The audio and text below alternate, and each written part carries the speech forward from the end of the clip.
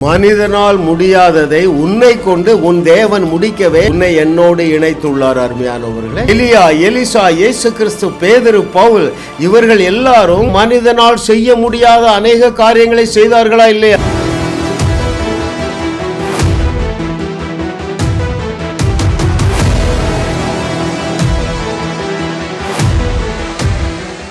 கர்த்தர் நல்லவர், தேவன் நமக்கு கிருபையாக தந்த அவருடைய ஞானத்தின் ஆழங்கள் 1000 என்கிற தலைப்பிலே 177வது செய்தி, முடியாததே துவக்கப்பள்ளி. Impossible is the starting point. மிக முக்கியமான சத்தியத்தை ஆவியானவர் நமக்கு கற்றுத்தரப்போகிறார். ஆமென். பாருங்கள், முடிந்தவற்றை செய்வதற்கு உனக்குள்ளே எல்ஷடாய் தேவன் வாசம் பண்ண வேண்டியதே இல்லையே. What's the meaning of El Shaddai? God of impossible. அதாவது மனிதனால் முடிக்க முடியாததை அல்லது தேவனால் மாத்திரமே செய்யக்கூடிய காரியங்களை உன்னை கொண்டு செய்வதற்காக அந்த எல்ஷடாய் தேவன் நீ அவர் தங்குகிற டுவெல்லிங் பிளேஸாக உன்னை சூஸ் பண்ணியிருக்காரா இல்லையா? உன்னை பார்த்து என்ன சொல்லுகிறார்? பலத்தினாலும் அல்ல, பராக்கிரமத்தினாலும் அல்ல, என்னுடைய ஆவியினாலே ஆகும் என்று சொல்லுகிறார். அப்படி என்றால் என்ன பொருள்? தேவன் மாத்திரமே செய்யக்கூடிய அதிபயங்கரமான ஆற்றலினால் தேவன் உன்னை அலங்கரித்து வைத்திருக்கிறார். எந்த விதத்திலும் இதை கேட்டுக்கொண்டிருக்கிற தெய்வ மகனே, தெய்வ மகளே, உன்னை விட சிம்சோன் எந்த விதத்திலும் சிறந்தவன் கிடையாது. நீயும் நானும் இப்பொழுது இருக்கிறவன் மேலான புதிய உடன்படிக்கை, அதுலேயும் அவன் இல்லைங்க. இரண்டாந்தரமான உடன்படிக்கையின் கீழே தான் இருந்தான். நாம் மேலான உடன்படிக்கையில கீழே இருக்கிறோம். ஸோ சிம்சோன் செய்ததை மாத்திரமல்ல, அவன் செய்ததை விட மிகப்பெரிய காரியங்களை செய்து தேவாதி தேவனுடைய வார்த்தையை உறுதி செய்ய தேவன் உன்னை ஆயத்தமாக்கி கொண்டே இருக்கிறார். ஆமென். சிம்சோன் என்னெல்லாம் செய்தாங்க அதை தியானித்து பார்ப்போமா? மனுஷனால் முடியாததை தேவன் பலவீனமான சிம்சோனை கொண்டு செய்தார். பாவியாகிய சிம்சோனை கொண்டு செய்தார். ஆமென். அவன் மேலே வைக்கப்பட்ட ஆவியானவர் நமக்குள்ளே நிரந்தரமாக இருக்கிறார். நான் திரும்பவும் சொல்றேன், பழைய உடன்படிக்கையின் கீழே வாழ்ந்த நபர்களுக்கு நிரந்தரமான தேவனுடைய ஆவியானவர் அவர்களுக்குள்ளே தங்கி இருக்கவில்லை. அந்த பெந்தேகோஸ்தே நாளிலே ஊற்றப்பட்ட தேவனுடைய ஆவியானவர் நமக்குள்ளே நிரந்தரமாக வாசம் பண்ணுகிறார். எனவே நீங்களும் நானும் சிம்சோனை விட மிக அதிக உயரத்தில் இருக்கிறோம். ஆனால் அந்த பலவீனனாகிய சிம்சோனை கொண்டு செய்த சில காரியங்களை நாம் பார்க்கும் பொழுது நம்முடைய கண்களுக்கு ஆச்சரியமாக இருக்கிறது. நீங்களும் அவனை விட பெரிய காரியங்களை செய்வீர்கள். ஆமென். அவன் பயணிக்கிறான், வழியில் ஒரு கெர்ச்சிக்கிற சிங்கம் வந்துடுதுங்க. மனிதர்கள் பொதுவாக என்ன செய்வார்கள்? சிங்கம் வந்துட்டா ஓடுறதுக்கு வழியை பார்ப்பாங்க. இவன் என்ன செய்தான் தெரியுமா? ஒரு ஆட்டுக்குட்டியை கிழிக்கிற மாதிரி கிழிச்சிட்டானாங்க. வாசிக்கிறேன் அதை நான் உங்களுக்கு. அங்கே இந்த book of Judges chapter 14 verses 5 and 6. நியாயாதிபதிகள் 14, 5 மற்றும் 6. அப்படியே சிம்சோனும் அவன் தாயும் தகப்பனும் திம்னாத்துக்கு போக புறப்பட்டார்கள். அவர்கள் திம்னாத் ஊர் திராட்சை தோட்டங்கள் மட்டும் வந்தபோது இதோ கெர்ச்சிக்கிற பாலசிங்கம் ஒன்று அவனுக்கு எதிராக வந்தது. அப்பொழுது கர்த்தருடைய ஆவி அவன் மேல் பலமாய் இறங்கினதினால் அவன் தன் கையில் ஒன்றும் இல்லாதிருந்தும் அதை ஒரு ஆட்டுக்குட்டியை கிழித்து போடுகிறது போல கிழித்து போட்டான். எத்தனை பேர் புரியுதுங்க? இன்னைக்கு என்ன தியானிக்கிறோம்? முடியாதது தாங்க உனக்கு துவக்கம். Impossible is the starting point. நீ எதில் இம்பாசிபிள்னு நினச்சிட்டு இருக்கா? என் கிளாஸில் என்னால் பெஸ்ட் மார்க் வாங்க முடியாது, டாப் ரேங்கராக இருக்க முடியாது, அது பொய். அதை நான் உறுதியாக சொல்ல முடியும். நீ இப்போ என்ன மார்க் வாங்குற? அங்கிள், பாஸ் ஆகிறதுக்கே கஷ்டமாக இருக்கு. நான் சொல்லுகிற ஒரு வசனத்தை தியானி. உனக்கு செகண்ட் தேர்ட் ரேங்க் காம்படிட்டரே இருக்க முடியாது. ஏன்? முடியாததை முடித்து வைக்கத்தானே அந்த தேவன் உனக்குள்ளே வாசம் பண்ணுகிறாருங்க. யோசித்து பாருங்க, அவர் யாரு? காட் ஆஃப் எல்ஷடாய், சர்வல்ல வல்லமை உள்ள தேவன். அவர் என்ன ப்ரொவிஷன் கொடுத்திருக்கிறாரு பெஸ்ட் மார்க் வாங்குறதுக்கு? எப்பா, இயேசுவையே உனக்கு மூளையாக்கிட்டார். எந்த வசனம் சொல்லுது? 1 கொரிந்தியர் 1:24. கிரேக்கரானாலும் யூதர்களானாலும் தமிழர்களானாலும் தெலுங்கர்களானாலும் ஹிந்திக்காரங்க யாராக இருந்தாலும் சரிங்க, யார் யாரெல்லாம் தேவனை ஏற்றுக்கொண்டு இருக்கிறீர்களோ அவர்களுக்கு இயேசுவே தேவ ஞானம். உங்கள் பிள்ளைக்கு சொல்லிக்கூட, ஏப்பா இது மனுஷன் பிரெயின் இல்லைப்பா, இயேசுவாகிய பிரெயின். பாருங்கள், தேவன் என்ன செய்துட்டார்னா ஞானம் தரலைங்க, அவரே ஞானம் ஆயிட்டார். அவர் தான் பிரெயின். உன் பிரெயினில் ஞானத்தை தரலைங்க, அவரே உன் பிரெயின் ஆயிட்டார். அப்படி தைரியமாக சொல்லி கொடுங்கள். எஃபர்ட்லெஸ்ஸாக பெஸ்ட் மார்க் வாங்குவாங்க. நிறைய சாட்சி இருக்கு அருமையானவர்களே.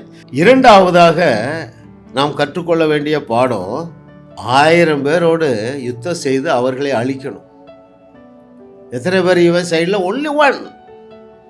கையில் என்ன இருக்கு? AK-47 இல்லை, ஈட்டி இல்லை, கத்தி இல்லை, கப்படா இல்லை, என்ன இருக்கு? ஒரு கழுதையின் எலும்பு கூட இருக்குங்க, தாடை எலும்பு இருக்கு. அவன் என்ன செய்தான் என்று நான் உங்களுக்கு வாசிக்கட்டுமா? அங்கே ஜட்ஜஸ் 15, 14 and 16, நியாயாதிபதிகள் 15வது அதிகாரம் 14 மற்றும் 15வது வசனம்.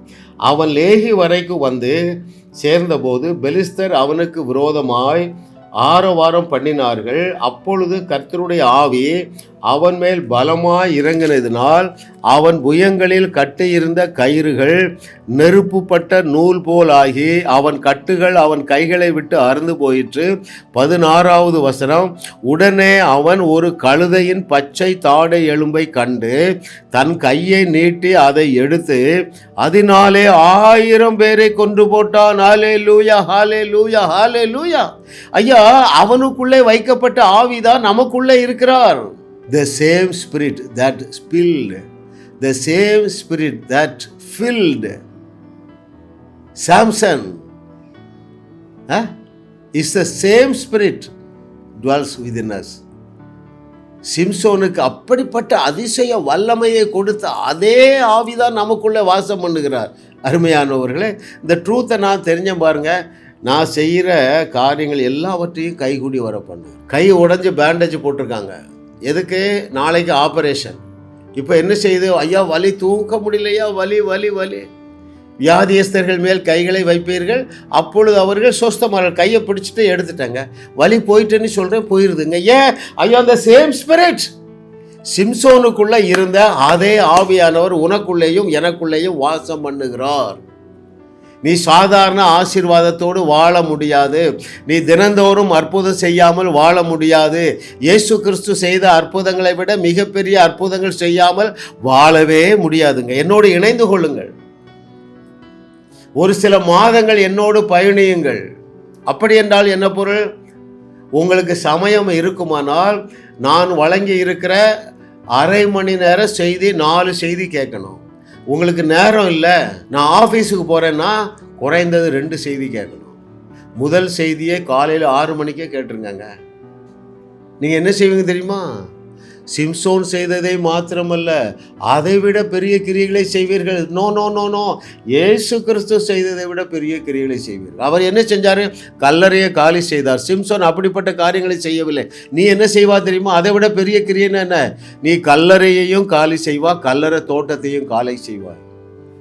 லாசருவின் கல்லறையை காலி செய்தார், கல்லறை தோட்டத்தை நீ காலி செய்வாயே. இயேசு செய்த கிரியைகளை நீயும் செய்வாய், அதை விட பெரிய கிரியையை நாளும் செய்வாய். ஏன்? உன்னை தேவன் என்று இயேசு சொன்னாரே. இதை கேட்டுக்கொண்டிருக்கிற மகனே மகளே, உன்னை பார்த்துதான் உன் இரட்சகர் சொன்னார். உன்னை தேவன் என்று இயேசு சொன்னாரே, அவர் சொன்ன வார்த்தை ஒன்றும் தவறிடாதே. இயேசு செய்த கிரியைகளை நீயும் செய்வாய், அதை விட பெரிய கிரியையை நாளும் செய்வாய். ஐயா, சிம்சோனை விட பயங்கரமான அற்புதங்களை செய்யக்கூடிய ஆற்றலினால் நீ நிரப்பப்பட்டு இருக்கிறாய் என்பதை என்றைக்கு நீங்கள் அறிந்து கொள்ள போகிறீர்கள்? ஒரு நீடு வருது, சிம்சோனுக்கு ஒரு தேவை வருது, இஷ்யூ வருது, ஒரு ப்ராப்ளம் வருது, சிங்கம் வந்துடுது, ரைட்? 1000 எதிரிகள் வந்துடுறாரு. அப்பொழுதுதான் தேவனுடைய ஆவியானவர் இறங்கினார். நாம் முன் சொன்னதையே திரும்ப சொல்லுகிறேன். நீங்கள் என்னைக்கு மறுபடி பிறந்தீர்களோ அன்றைக்கு உங்களுக்குள்ளே வந்து தங்கி இருக்கிற ஆவியானவர் நீங்கள் கல்லறைக்கு போக வரைக்கும் உங்களை விட்டு விலகுவதும் இல்லை, உங்களை கைவிடுவதும் இல்லை. ஆமென். எதை செய்யாமல் கைவிட மாட்டார். இயேசு செய்ததை விட மிகப்பெரிய அற்புதங்கள் செய்யாமல் உங்களை கைவிடவே மாட்டார். டியர்லி பிலவட், 3வதும் கடைசியுமாக பாருங்க, எல்லாம் முடிஞ்சு போட்டு எல்லாமே முடிஞ்சு போன ஒரு சூழ்நிலை. என்ன செஞ்சிட்டாங்க? அவன் கண்ணை தோண்டிட்டாங்க. கடைசியில் அவனை கொலை செய்ய போகிறார்கள். அவனுக்கு தெரியும் இதோட நம்ம லைஃப் முடிஞ்சு போகுதுன்னு. ஐயா, அங்கே ஒரு பெரிய காரியத்தை செய்கிற, அங்கே ஒரு அற்புதம் துவங்குது பாருங்க. வாசிக்கவா அதை? அங்கே அதே நியாயாதிபதிகள் 16வது அதிகாரம் 29வது வசனம். The book of Judges chapter 16 verses 29 and 30. Samson அந்த வீட்டை தாங்கி நிற்கிற 2 நடு தூண்களில் ஒன்றை தன் வலது கையினாலும் மற்றொன்றை தன் இடது கையினாலும் பிடித்து கொண்டு, என் ஜீவன் பெலிஸ்தரோடே கூட மடிய கடவுது என்று சொல்லி பலமாய் சாய்க்க அந்த வீடு அதில் இருந்த பிரபுக்கள் மேலும் எல்லா ஜனங்கள் மேலும் விழுந்தது. இவ்விதமாய் அவன் உயிரோடு இருக்கையில் அவனால் கொல்லப்பட்டவர்களை பார்க்கிலும் அவன் சாகும்போது அவனால் கொல்லப்பட்டவர்கள் அதிகமாக இருந்தார்கள். இதெல்லாம் வெட்டிக்கு எழுதி வச்சிருக்காங்க. எத்தனை பேர் கவனிக்கிறீங்க அருமையானவர்களே? ஆமென். எத்தனை பேர் அதில் அழிஞ்சு போனாங்க? நீ வாசிக்கவா? அதே நியாயாதிபதிகள் 16வது அதிகாரம் 27வது வசனம்.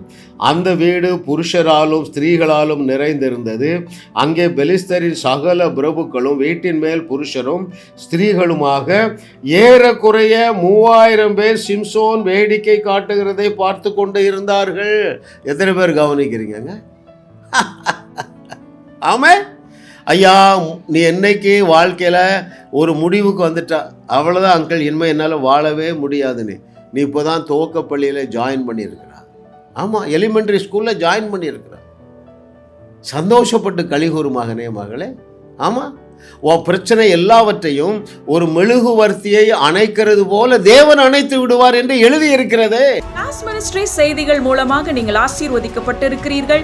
நீங்கள் இந்த ஊழியத்தோடு கைகோர்க்கும்படியாக உங்களை அழைக்கிறோம். நீங்கள் காணிக்கை விதைக்கக்கூடிய நல்ல நிலமாக ஜாஸ் மினிஸ்ட்ரீஸ் இருக்கிறது.